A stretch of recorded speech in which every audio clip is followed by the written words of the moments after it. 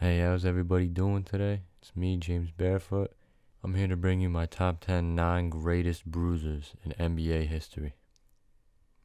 Now, before I start anything off, I just want to define what a bruiser is. He's someone that doesn't really have any regard for authority, and he just does what he wants. You gotta have some sort of respect for these guys. They bring a very intimidating presence.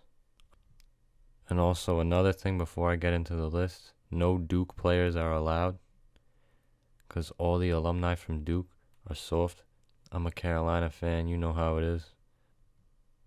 So the first player I want to get into is Bobby Portis. Now we all know Bobby Portis he fought Nikola Mirotic when he was on the Chicago Bulls.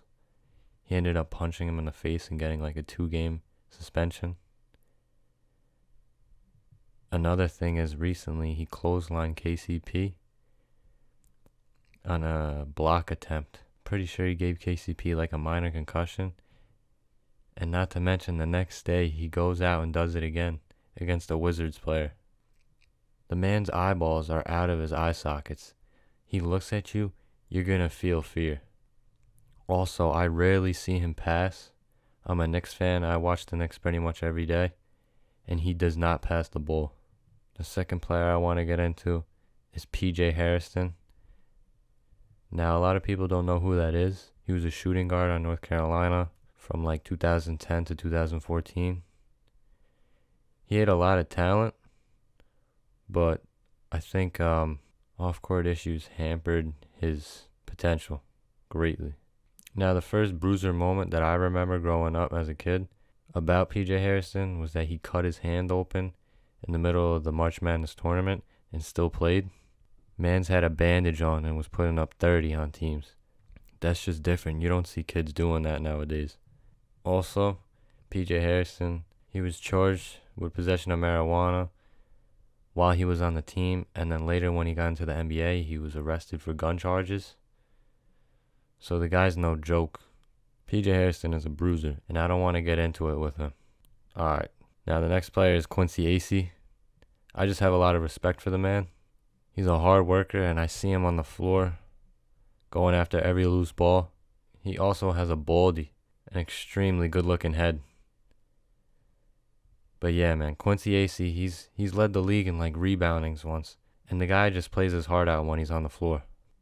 Now the next player is one of my favorite players of all time, Michael Beasley. He's definitely a top 5 talent that the basketball world has ever seen, and I'm going to be making a video about that soon. But yeah, Mike Beasley, man, he was a beast at Kansas State. Fast forward to the draft, he gets in trouble by the league because he was smoking marijuana like 2 days before the actual draft with like Mario Chalmers.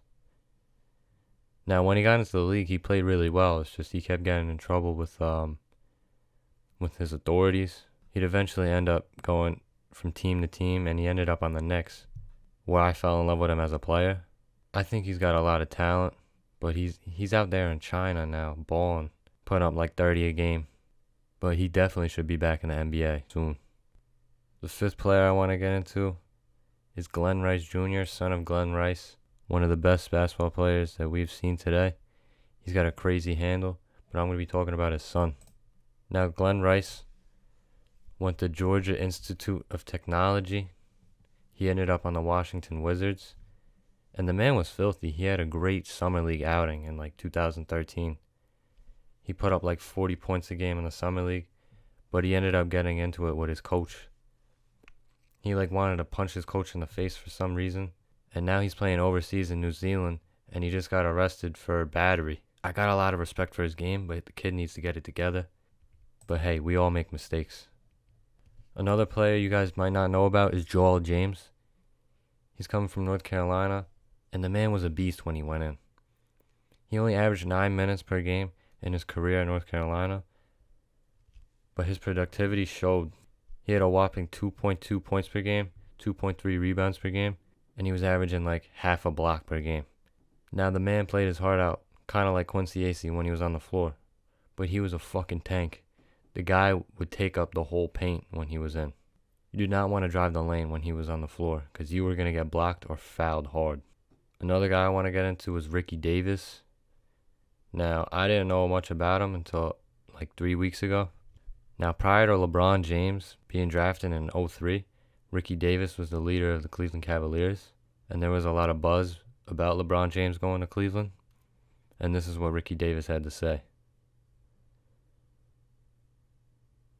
Not a lot of men have said bad things about LeBron, and this guy is just a savage for saying that. He's got my respect. The guy is a true hooper. And maybe LeBron James did stunt Ricky Davis' career. We will never know that. Another guy I want to get into is Gilbert Arenas. He's probably the definition of bruiser. You know, the man was a savage on the court. He averaged like 30 points per game in his prime years. He was also a pretty selfish teammate, but hey, what are you going to do? Another thing he's mainly known for is bringing guns to the locker room after a dispute with his teammate. That's just bruiser. Like, I don't even know how to explain that one. And the last player I want to talk about is DeMarcus Cousins. He's probably up there for most techs of all time. He also recently got accused of attempted murder. Allegedly, he told his baby mama that he'd put a bullet in her head. Now, other than that, DeMarcus Cousins is a very good person, in my opinion, and he's also a really good player.